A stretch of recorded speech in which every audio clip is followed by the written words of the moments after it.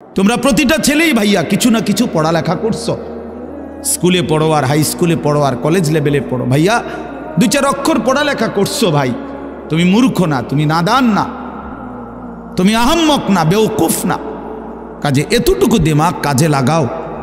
প্রিয় ভাই আমার, বন্ধু আমার, কে তোমারে বানাইলো, কেন বানাইলো, কেন আসলা পৃথিবীতে, কি করছো, এটাই কি উচিত ছিল কিনা, এতটুকু ভাবনা যদি না ভাবো প্রিয় ভাই আমার, তো জিন্দেগি কি হলো আর?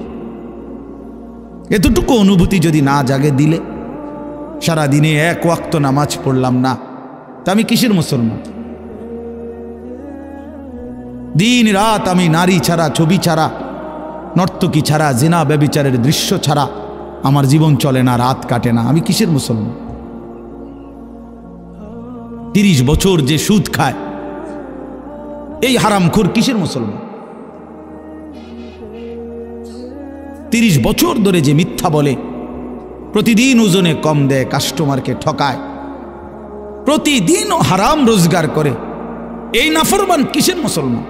30 বছরেও কোনোদিন মনে পড়ে নাই যে তার আল্লাহ আছে?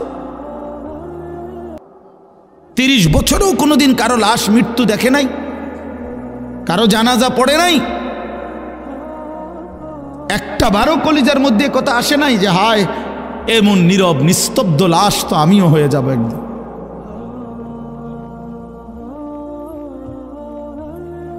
কবর দেখলে তো এটা ভাবা উচিত। রাসূলুল্লাহ সাল্লাল্লাহু আলাইহি ওয়াসাল্লাম বলছেন, তোমরা কবর জিয়ারত করো,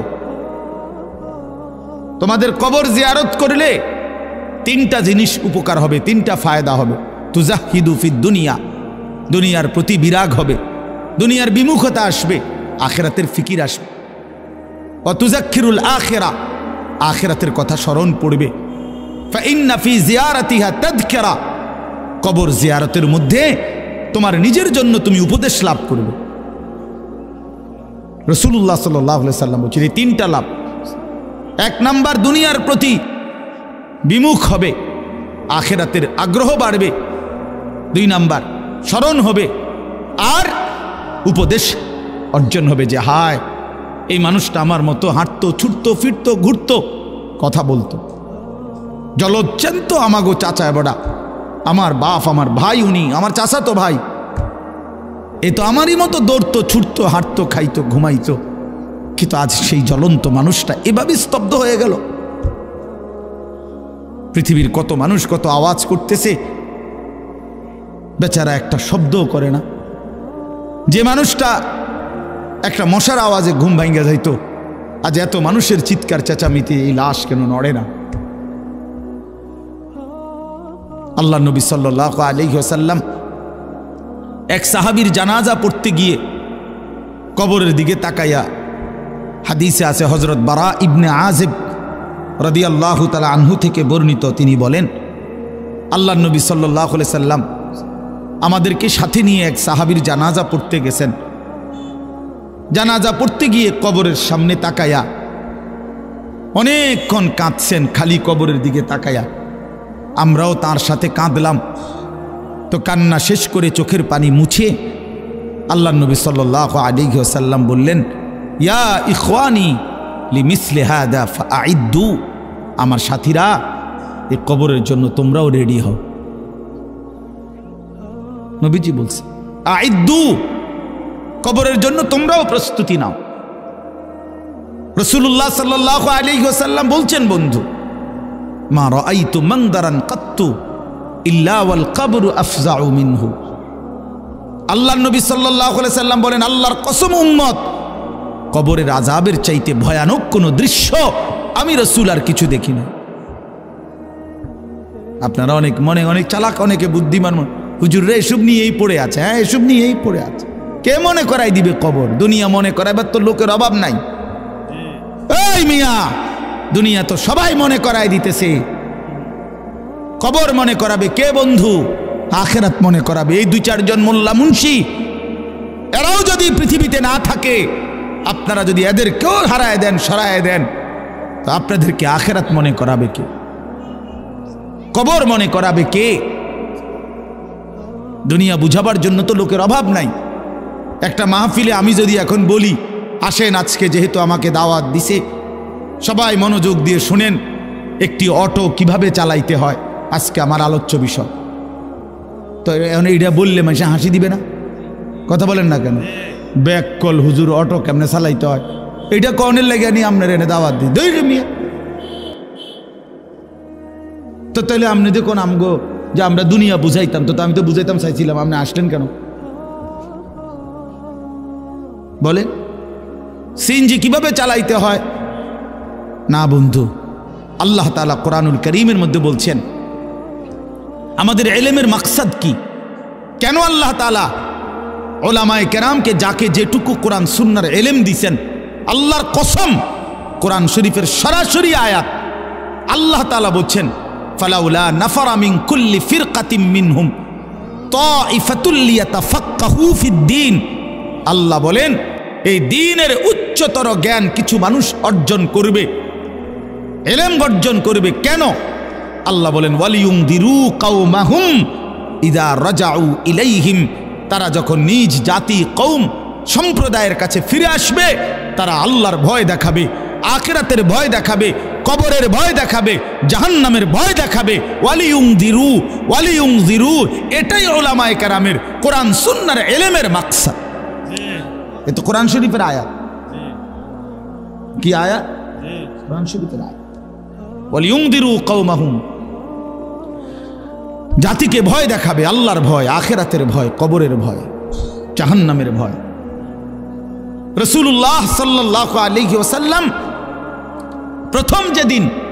সর্বপ্রথম যেদিন আল্লাহ তাআলা নবীজিকে সাল্লাল্লাহু আলাইহি সাল্লাম মানুষের কাছে দ্বীনের কথা বলার অনুমতি দিয়েছেন প্রথম যেদিন, সেটা হলো কোরআনের দ্বিতীয় নাজিলকৃত আয়াত। কোরআন শরীফ প্রথম নাজিল হয়েছে তো ইকরা বিসমি রাব্বিকাল্লাযী খালাক, এটা আপনারা জানেন না? 5টা আয়াত এখানে। এটা হলো প্রথম নবীজিকে বলছে আপনি পড়ুন, আপনার রবের নাম নিয়ে আপনার রবের কালাম পড়তে শুরু করেন। তো এরপরে দ্বিতীয়বারে মানে দ্বিতীয় কোরআন শরীফ নাজিল হয়েছে এই সময় আল্লাহ তাআলা বলছে ইয়া আইয়ুহাল মুদ্দাসসির কুম ফাআনজির। এইটা হলো দ্বিতীয় নাজিল। কুম ফাআনজির, বন্ধু আমার, নবী আমার, দাঁড়ান, ওঠেন বন্ধু। ফাআনজির, আমার বান্দাদেরকে ভয় দেখান, কবরের ভয়, জাহান্নামের ভয়, আযাবের ভয়, আখিরাতের ভয়, আমি আল্লাহর ভয়। এই কোরআন শরীফে দেখেন আপনি ফাআনজির প্রথম আয়াত, প্রথম আদেশ। নবী সাল্লাল্লাহু আলাইহি ওয়াসাল্লামের হাদিস আছে, আমরা সব কিতাবে আছে, আপনারাও শুনছেন। নবীজি সাল্লাল্লাহু আলাইহি সাল্লাম সর্বপ্রথম যেদিন মক্কার কুরাইশ নিজ কওমকে একটি পাহাড়ের টিলার উপরে সবাইরে ডাকছে, ডাইকা সবাইকে সর্বপ্রথম যেদিন কালেমার দাওয়াত দিছে, ইসলামের দাওয়াত প্রথম যেদিন পেশ করছে, সেদিন নবীজি এই কথা স্পষ্ট বলছে, একেবারে ওই হাদিস স্পষ্ট আছে, ইন্নী নাযীরুন লাকুম বাইনা ইয়াদাই আযাবুন শাদীদ। হে আমার জাতি, আমি তোমাদেরকে ভয় দেখাচ্ছি একটি ভয়ানক, কঠোর, অত্যন্ত মর্মান্তিক আযাবের, যেটা কবরের, জাহান্নামের, আখিরাতের।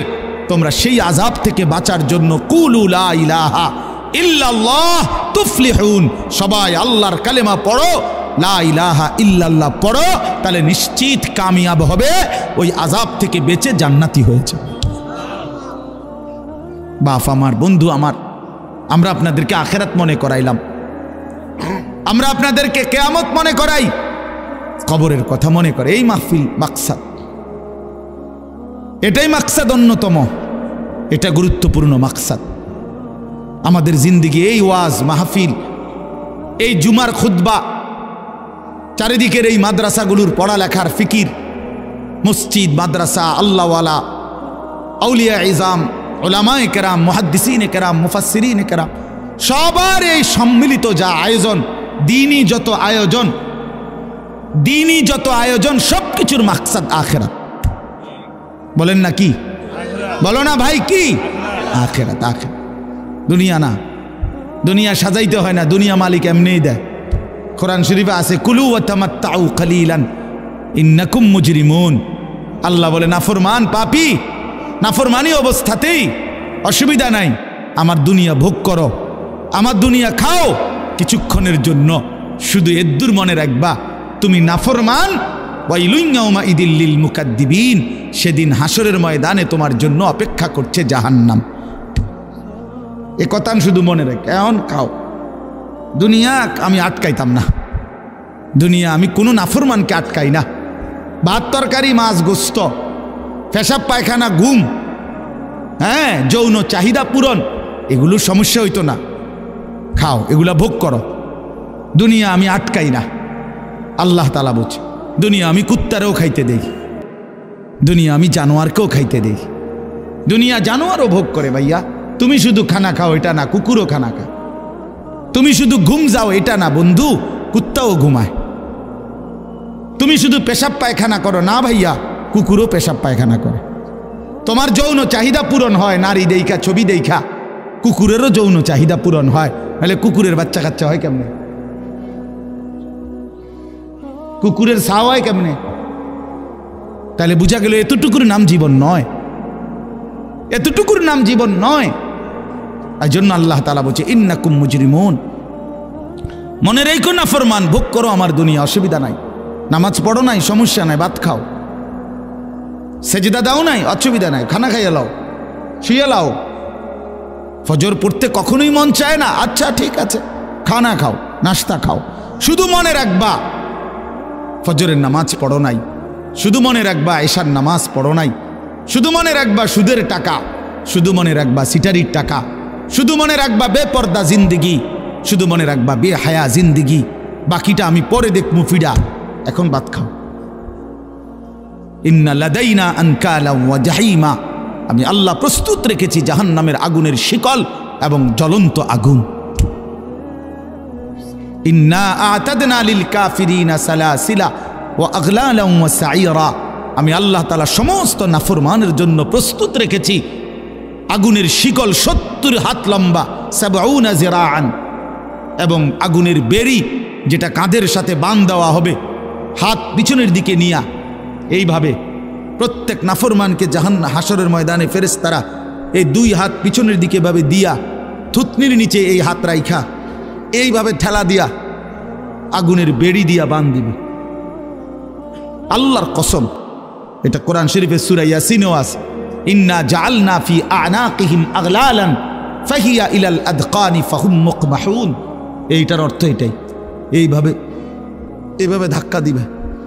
এইভাবে যদি কাউরে বাঁধ দেয়, আয় হায়, এই নাফরমান আর কোনো দিন চোখটাও নিচের দিকে নামাইতে পারবে।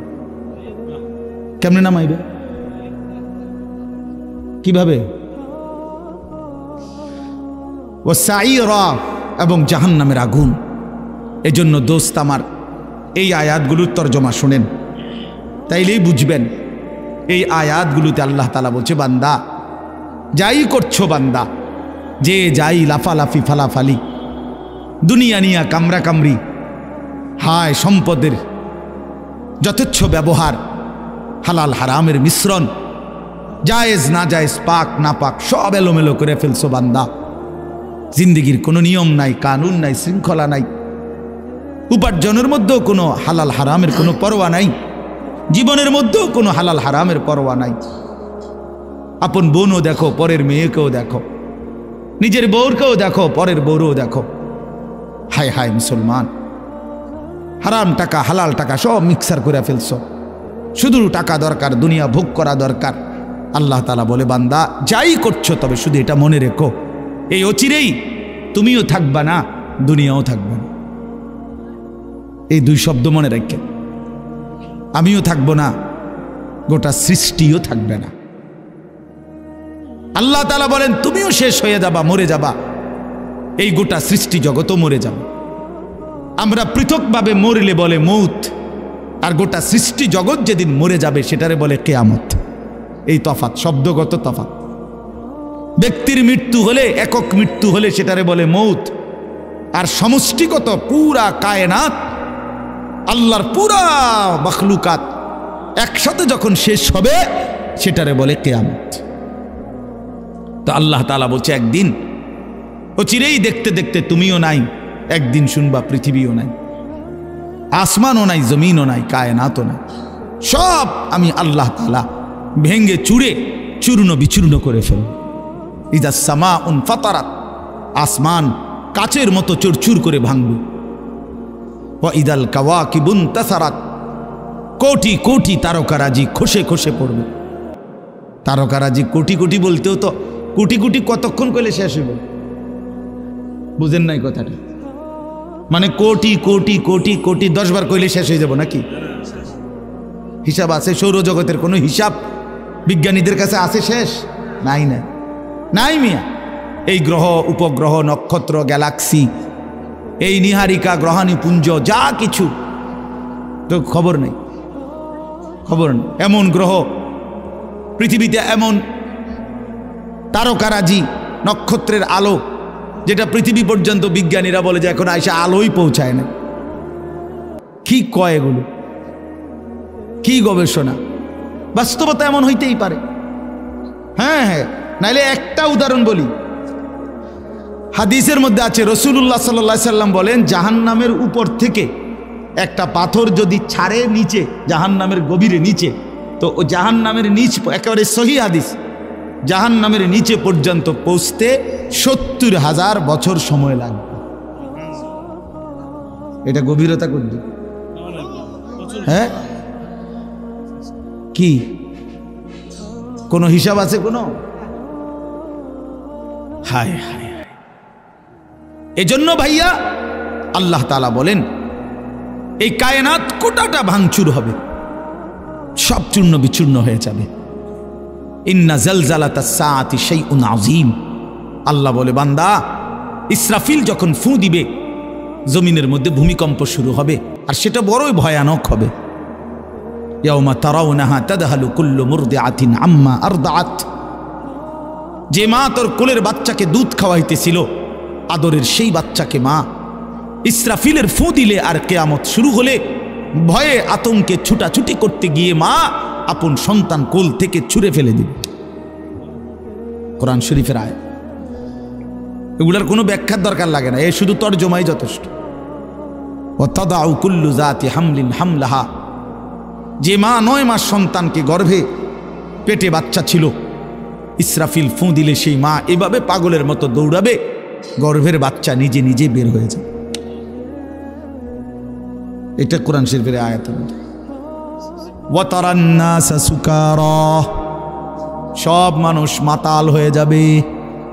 ওয়া মা হুম বিসুকারা, আল্লাহ বলেন আসলে কেউ মাতাল নয়, সব মাথা ঠিক আছে, এমনিতেই দৌড়াইতেছে। যদি বলেন কেন এমন দৌড়াচ্ছে, আল্লাহ বলেন ওয়ালাকিন্না আযাবাল্লাহি শাদীদ, লোকগুলো বুঝে ফেলছে আল্লাহর আযাব বড় ভয়ানক, আল্লাহর শাস্তি বড় ভয়ানক।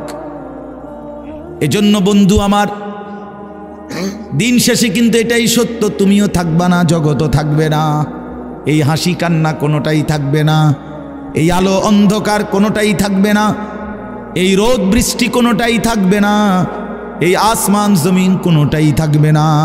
ফাইদা বারিকাল বাসার ওয়া খাসাফাল কামার ওয়া জুমিআশ শামসু ওয়াল কামার, চোখ ধাঁধা লাগা যাবে, ধাঁধা। হায় হায় কি হচ্ছে? মানুষ যেমন ধাঁধা লাগে, তার মানে ভেবা চাকা খাইয়া যায়। আরে আরে আরে আরে কিরে কিরে ভাইয়া যাই দি শব্দ, আয় হায় আয় হায়, এমন করে না মানুষ। আল্লাহ তাআলা বলেন আসমান ভাঙবে, জমিন ভাঙবে, পাহাড়গুলো তুলার মতো উড়বে, সাগর নদীর পানিগুলো টকবক করে উতরাইতে থাকবে, লোকেরা শুধু চিৎকার করবে হায় হায় কি হচ্ছে এগুলো। ভেবা চাকা খায়া যাবে, সূর্য চন্দ্র এক হয়ে যাবে, মানে আলোহীন হয়ে যাবে। এইখানে আল্লাহ তাআলা বলছেন ভাইয়া শুনেন, কাল্লা ইদা দুক্কাতিল আরদু দাক্কান দাক্কা। আগে কিছু নাফরমানের কথা বলছে, কাল্লা বাল লা তুকরিমুনাল ইয়াতীম, আমার নাফরমান বান্দা ইয়াতীমকে ইজ্জত করে নাই।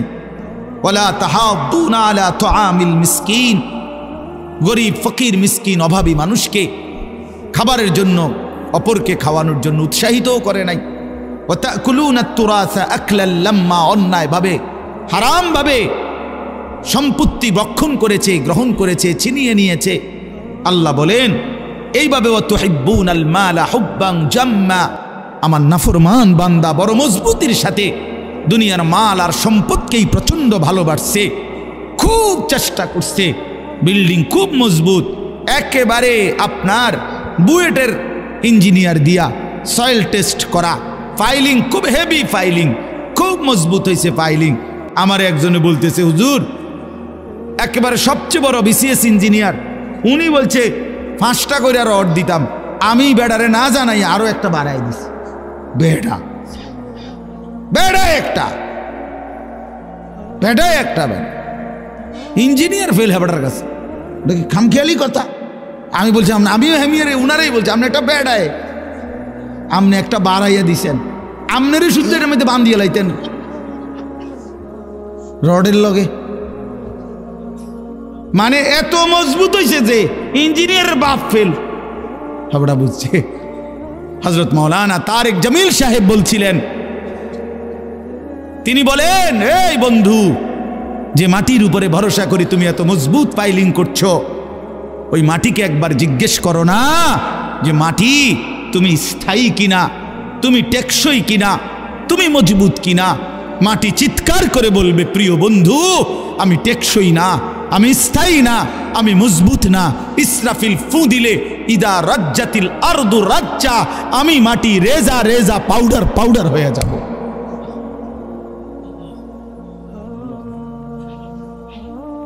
এক স্রোতের পানি আমি মাটিকে টিকায় রাখতে পারে না, আমার মালিকের ফয়সালা যখন হয়। এজন্য আল্লাহ তাআলা বলেন, হায় বান্দা, মাল এভাবে পছন্দ করে ফেললা, দুনিয়ার এভাবে শক্ত করে ধরলা।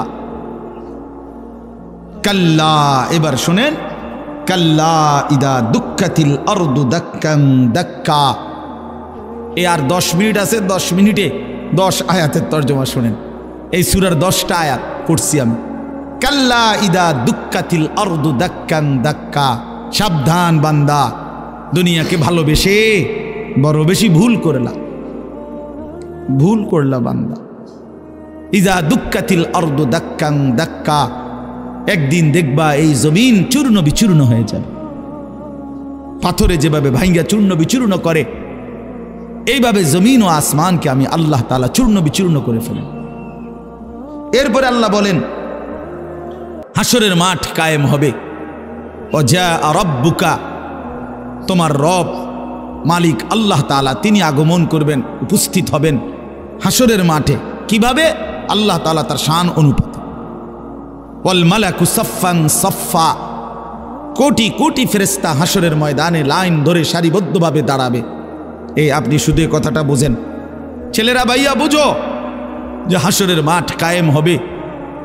আদম থেকে রাসূলুল্লাহ সাল্লাল্লাহু আলাইহি সাল্লামের পর্যন্ত যত আম্বিয়া কেরাম, রাসূলুল্লাহ সাল্লাল্লাহু আলাইহি সাল্লাম থেকে ইসরাফিলের ফু পর্যন্ত যত ইনসান, সকলেই এক মাঠে দাঁড়াবে।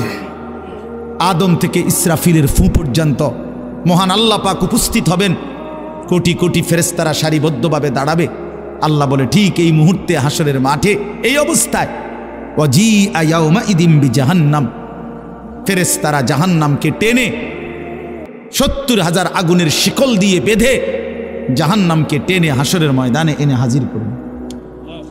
এই যে এখন ওই যে এখানে দেখেন তাকায়া সাউন্ড বক্স, এটা আমরা সবাই দেখেন না, মনে করেন এইখানে আইনা রাখছে, সবাই নজরে তাকাইছে জাহান্নামের ভিতর থেকে। ঠিক ওই মুহূর্তে নবীজি বলেন, এর আগ পর্যন্ত, এই জাহান্নামকে উপস্থিত করার আগ পর্যন্ত হাসরের ময়দানে সবাই চুপ থাকবে, কোন শব্দ করবে না, লা ইয়াতাকাল্লামুন। কিন্তু যখন জাহান্নামকে আনবে, জাহান্নামের ভিতর থেকে আগুনের এক বিকট চিৎকার, তীব্র আওয়াজ বের হবে। আল্লাহর কসম, গোটা হাসরবাসী একসাথে এই আওয়াজ শুনে চিৎকার দিয়ে বলবে, ইয়া রব্বি নাফসি নাফসি, হায় মাওলা আমারে বাঁচান, আমারে বাঁচান, এই জাহান্নাম থেকে আমারে বাঁচান।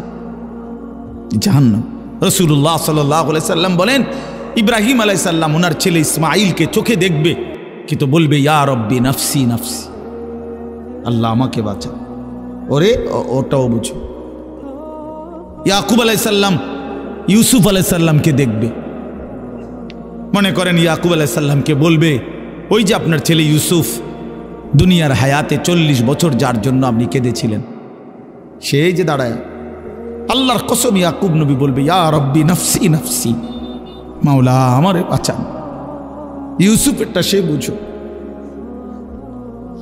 ইউসুফেরটা সে বুঝুক। আল্লাহ তাআলা বলেন, ইয়াউমা ইদিন ইয়াতাযাক্কারুল ইনসান ওয়া আন্না লাহু যিকরা। সমস্ত নাফরমান পাপী তার পুরা জীবন দুনিয়ার হায়াত মনে পড়বে।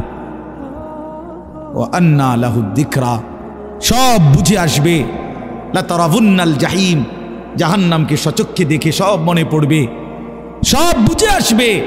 ওয়া আন্না লাহু যিকরা, কিন্তু আল্লাহ বলেন, বলো না বান্দা, মনে পড়ে কি লাভ হবে? প্রিয় বন্ধু, বলো না, আজকে তোমরা যারা নামাজ পড়ো না, কি বলবা সেদিন?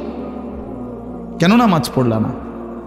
এই পৃথিবীর কত বন্ধুর কত প্রয়োজন পূরণ করলা, পরম বন্ধু মহান আল্লাহ পাকের এটুকু কথা কেন পূরণ করলা না? কত ফালতু লোকের কত কথা মানলা, আর শ্রেষ্ঠতম মালিকের কথা কেন মানলা না ভাইয়া? এই ছেলেরা, তোমরা যারা নামাজ পড়ো না, ভাই আমার, বন্ধু আমার, কেন নামাজ পড়ো না? সারা দিন রাত নারী ছবি অশ্লীল দৃশ্য নিয়ে যাদের জিন্দিগি রাত দিন, প্রিয় ভাই, কয়জন নারী দরকার? এই অসভ্য চরিত্রহীন দুশ্চরিত্র লম্পট, বল বেটা নাফরমান, কত উলঙ্গ নারী দেখলে তোর শখ মিটবে? বেহায়া সন্তান, কত বেডি দরকার তোর? কিরে বেটা, পৃথিবীতে শুধু বেডির জন্যই জন্ম নিছ বেটা? ছি ছি ছি ছি বেটা, বেহায়া কোথাকার, নির্লজ্জ কোথাকার। নারীর জন্যই পৃথিবী, শুধু এই বেডির লাগে থাকার জন্যই জীবন। মহান আল্লাহ পাক এমন সুন্দর এক হায়াত দিছে শুধু এই নারীর জন্য না। এক একজনে ভালোবাসতে বাসতে যান শেষ হাতের, হ্যাঁ হাতের যান হাতের ফ্যান শুদ্ধ ফইরা যেতে আছে ভালোবাসতে বাসতে, পিছি দিয়ে ফ্যান টান নিয়ে ধরন লাগে। মাজা নাই, কোমর নাই, শরীর নাই, যৌবন নাই, বেশরম। মানে আসল কথা হইল অসভ্যতায়, গুনায় নিজের শরীর, নিজের যৌন সক্ষমতা, শরীরের স্বাস্থ্যগত সমস্ত সক্ষমতা সব শেষ করে দিছে। হ্যাঁ, আমি খোলামেলা বলি, নওজোয়ান তোমাদের জন্য বলার কেউ নাই, চিল্লায় না কেউ, ফেরাইবার মানুষ কম। ফেরাই চরিত্র নষ্ট করছো, হারবাল কোম্পানি পোস্টার লাগাইয়া রাখছে। এত পোস্টার কেন হারবালের? হ্যাঁ, লাল পোস্টার এগুলো এত ডিকা। ঘটনা কি? দেশে বাংলাদেশে কি যৌন সমস্যা কোনো মহামারী আকার ধারণ করছিল? কোনো আন্তর্জাতিক গবেষণায় অথবা কোনো দেশে কোনো রাষ্ট্রীয় কোনো গবেষণায় বলেন যৌন রোগটা তাহলে এত পোস্টার কা? মাকসাদ কি? মাকসাদ একটাই, চরিত্রহীনতা বেড়ে গেছে বন্ধু। তোমরা আমার ছেলে, আমার সন্তান, আমার ভাই, আমার বন্ধু, প্রিয় ভাই আমার, নষ্ট হইও না। এক মানুষের শুধু পরীক্ষার রেজাল্ট এরে মানুষ বলে না, এ তো আলাদা বিষয়। আখলাককে বলে মানুষ। যার কলিজা সুন্দর, যার দিল সুন্দর, যার রাত সুন্দর, যার একাকী সুন্দর, যার হাসি সুন্দর, যার কান্না সুন্দর, যার চোখ সুন্দর, যার হাত সুন্দর, যার দিল সুন্দর, যার দিমাগ সুন্দর, যার আখলাক সুন্দর, যার ফিকির সুন্দর, তাকে মানুষ বলে, তাকে ইনসান বলে, তাকে মানুষ বলে। ভাইয়া, আখলাক নাই, চরিত্র নাই, জিন্দিগির কোনো রাত দিনের কোনো হিসাব নাই, এটা যেন না হয় ভাই আমার। অনুরোধ করলাম, চরিত্রহীন হইও না, চরিত্রহীন হইও না, টিকবে না ইনশাআল্লাহ। কোনো নাফরমান পৃথিবীতে, কোনো নাফরমান দুনিয়াতেও সুখ মিলে না, আখিরাতেও সুখ মিলে না। কোনো জালেম একক কিংবা সমষ্টিগত পৃথিবীতেও প্রজন্মের কোনো এক জায়গায় আইসা বেইজ্জতি হবেই হয়, হয় হয়। 54 বছরের জালেম বেইজ্জতি হয়েছে বাকসে, শোনেন নাই? 54 বছর বাপ পুত মিলে পৃথিবীতে সিরিয়াতে লক্ষ লক্ষ মুসলমানের উপরে রক্তের বন্যা বয়ে ফেলছে ওই জালেম, ওই স্বৈরশাসক, ওই ফ্যাসিস্ট। এই 54 বছরের বাপ পুত জুলুম করছে, মুসলমান নারীদেরকে বেইজ্জতি করছে, কারাগারের অন্ধকার প্রকোষ্ঠে বছরের পর বছর ফেলে রাখছে। আল্লাহ তাআলা দেখায় দিছে পৃথিবীবাসীকে যে যত বড় জালেম সময়ের ব্যবধানে আমি আল্লাহ ধ্বংসই করে দেই।